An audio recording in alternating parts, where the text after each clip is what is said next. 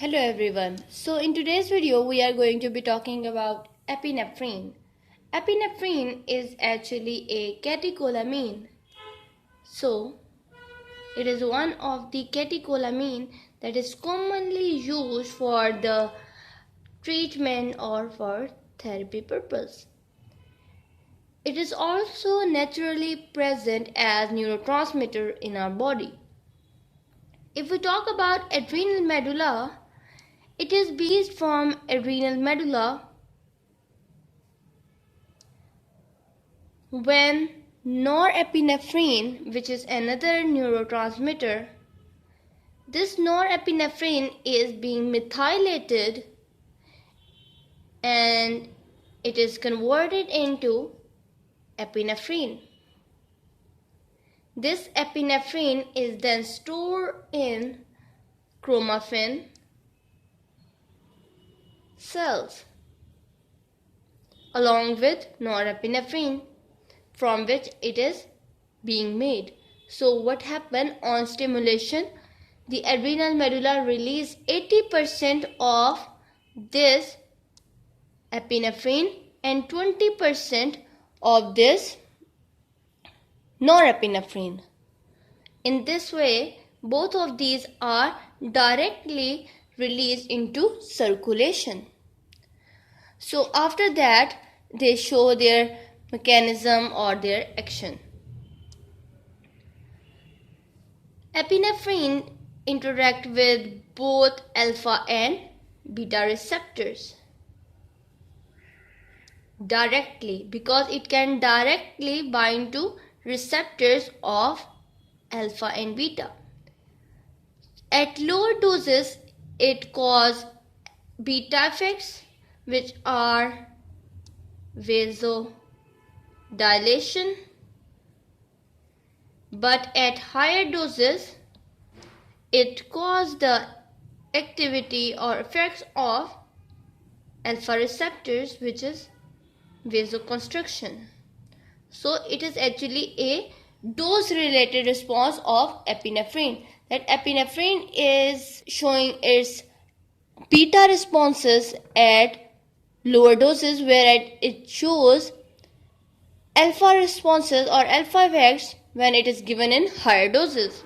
Now next, if we talk about the actions of epinephrine, so actions of epinephrine include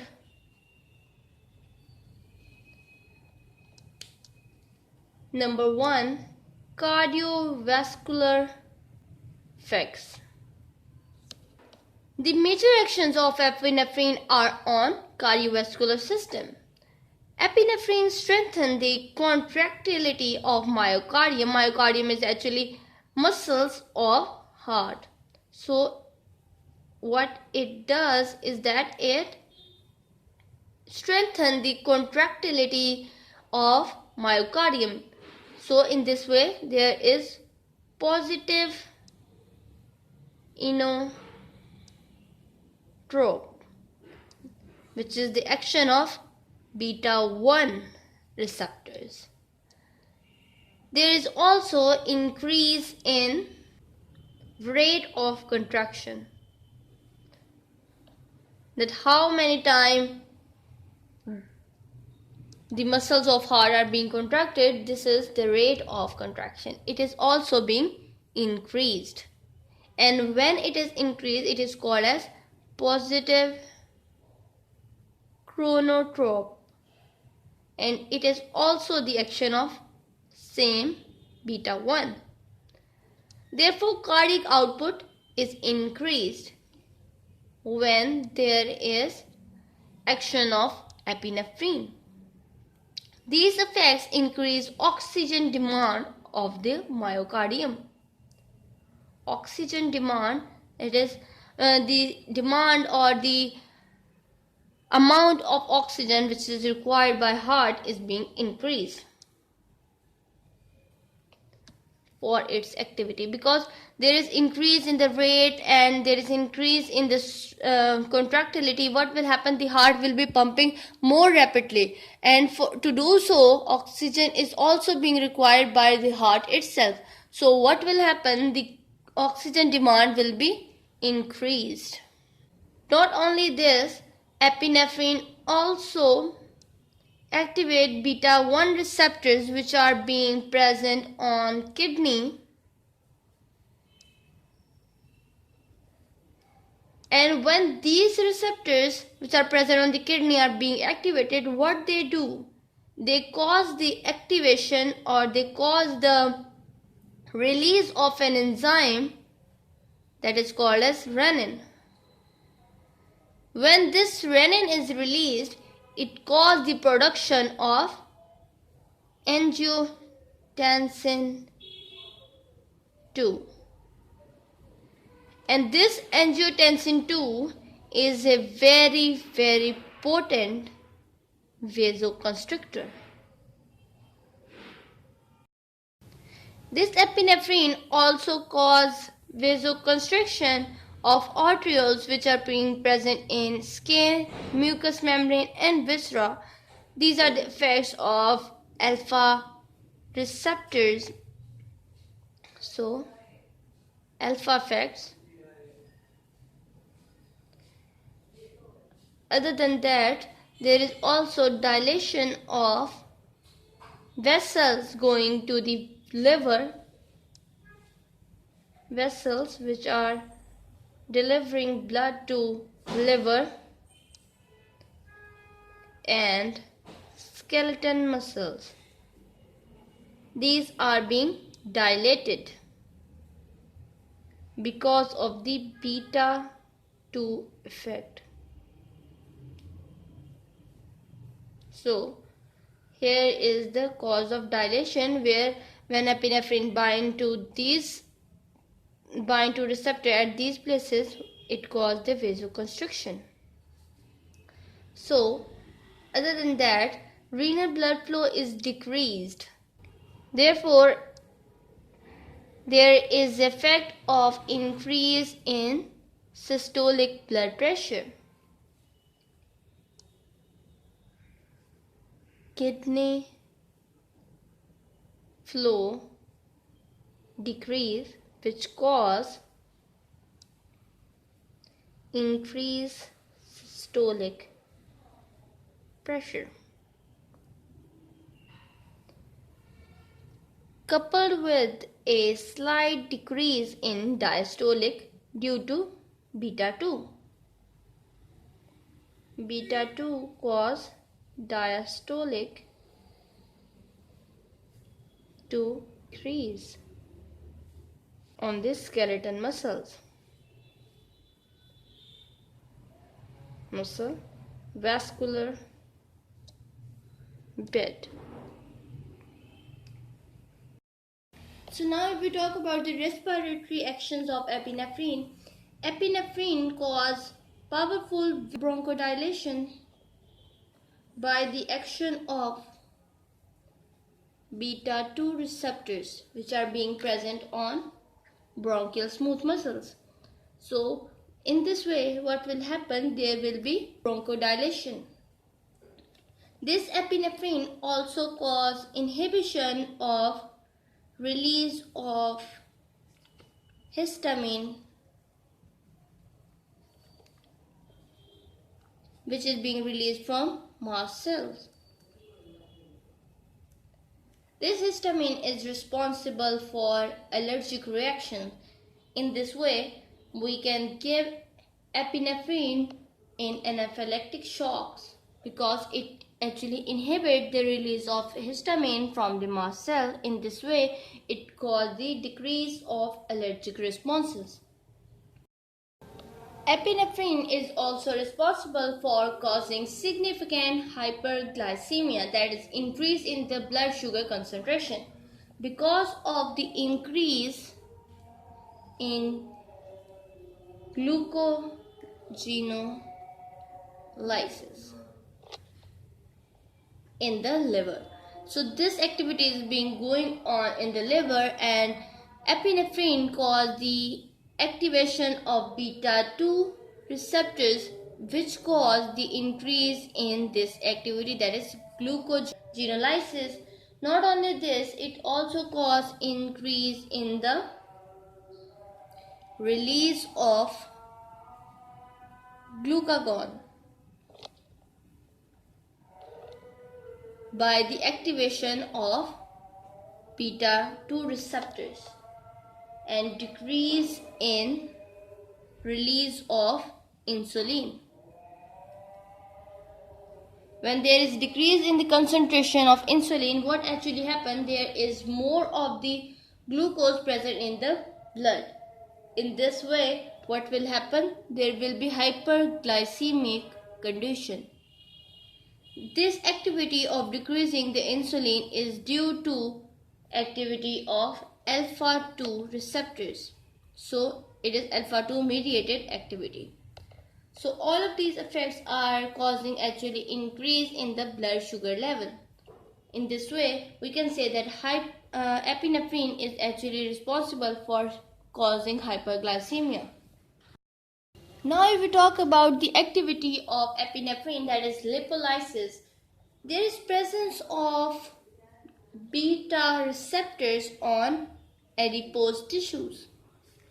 When these receptors are being activated by the action of epinephrine, what actually happens? That epinephrine causes initiation of lipolysis, that is the breakdown of triglycerides into free fatty acid and glycerol. So increased level of CAMP, that is cyclic adenosine monophosphate, this increase in the concentration of cyclic AMP cause the or stimulate the release of hormone sensitive lipase. And when this is being released, it causes the hydrolysis of triglycerides to free fatty acid and glycerol.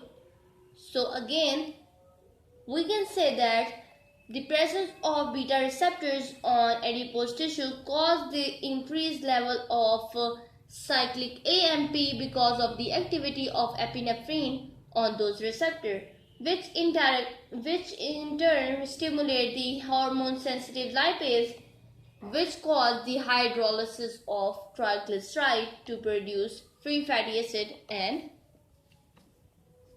glycerol.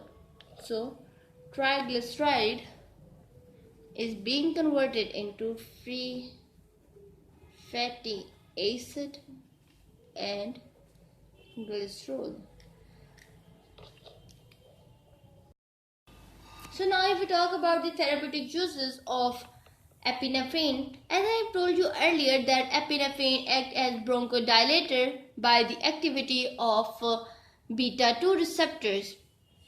So we can use this activity in emergency condition or emergency treatment of respiratory conditions when bronchoconstriction has resulted into diminished respiratory function.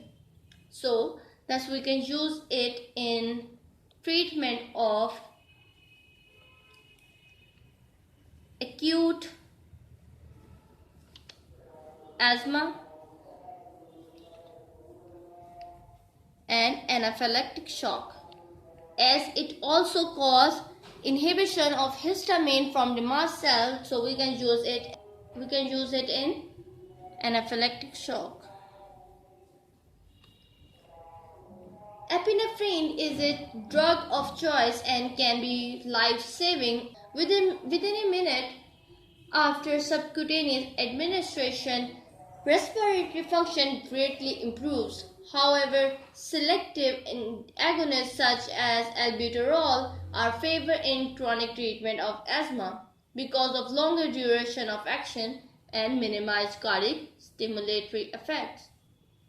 So we use other selective agonists such as albuterol in chronic treatment of asthma, but in emergency conditions of acute asthma and anaphylactic shock, we use epinephrine as a drug of choice.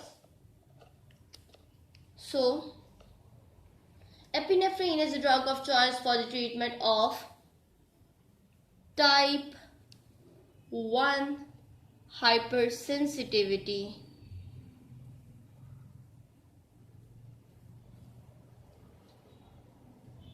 reactions.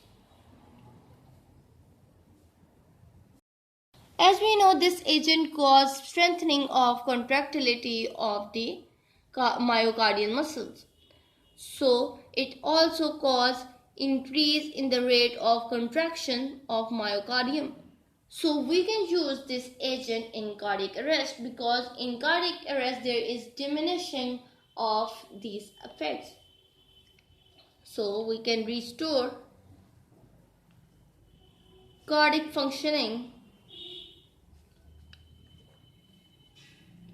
of the patient in cardiac arrest.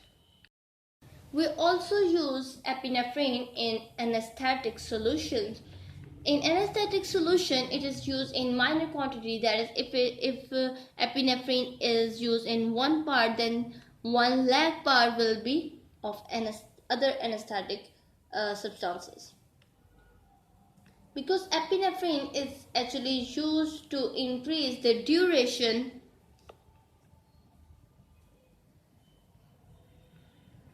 of action.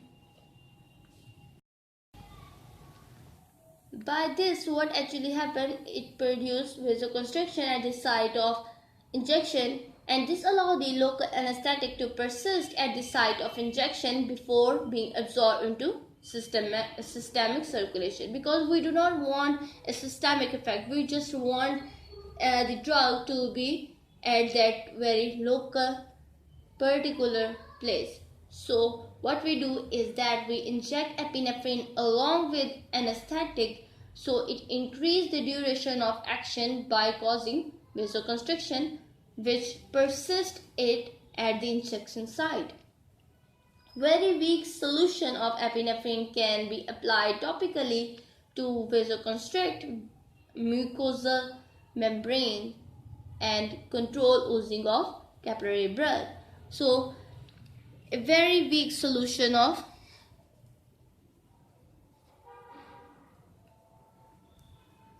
epinephrine can actually cause the controlling of oozing of the capillary blood. If we talk about the pharmacokinetics of epinephrine, so epinephrine has a rapid onset of action, that it can rapidly start showing its effect, but it has a very short duration of action. Duration of action is for how long it shows its action.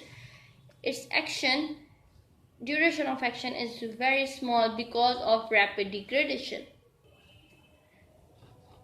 The preferred route of epinephrine is IM, that is intramuscular. It is given on the interior thigh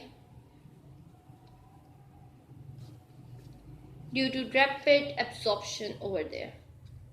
In emergency condition, epinephrine can also be given through IV route, because it will directly go into the general circulation. So it may also be given subcutaneously by endotracheal tube or by inhalation. It is rapidly metabolized by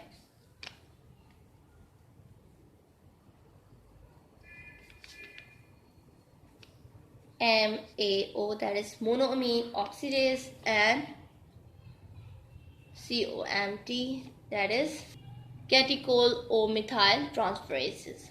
So it is being degraded by both of these.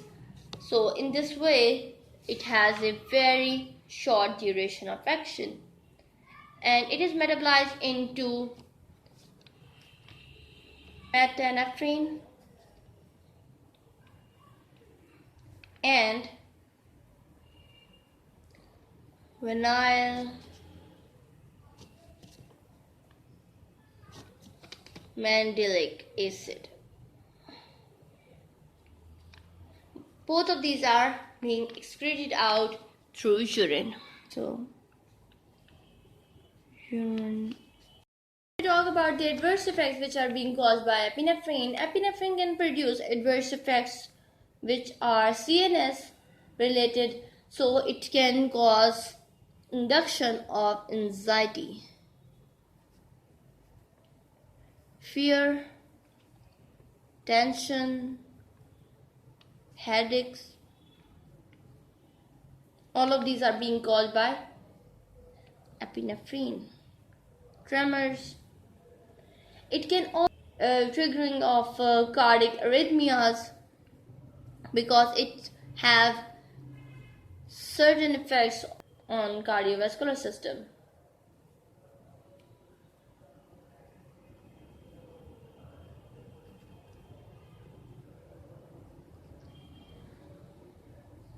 It also causes induction of pulmonary edema, and there is cause of accumulation of fluid in lungs. Epinephrine may also enhance cardiovascular actions in patients with hyperthyroidism. So it is contraindicated in hyperthyroidism because it can enhance cardiovascular action in patients having hyperthyroidism. The dose must be reduced in such patients. So, patients with hyperthyroidism may have increased production of adrenergic receptor in their vessels, which can lead to hypertensive response. So, as there is increase in the adrenergic receptors in hyperthyroidism, so what will happen when there will be increase in such receptor? There will be more of the action caused by the receptors. In this way, there will be more of the cardiovascular actions which are being caused by epinephrine. So inhalation anesthetics are also sensitize the heart to cause the effect of epinephrine, which may lead to tachycardia. So tachycardia in inhalation anesthetics. Epinephrine increases the release of endogenous store of glucose. So, as we have studied earlier that it caused the increase in blood glucose level. So, as this epinephrine releases the endogenous store of glucose, in diabetic patient, dose of insulin may have to be increased if they are to be given epinephrine, because otherwise it will cause much more glucose level than normal. So this was all about epinephrine. If you have any question, let me know in the comment section below. And thank you for watching my videos.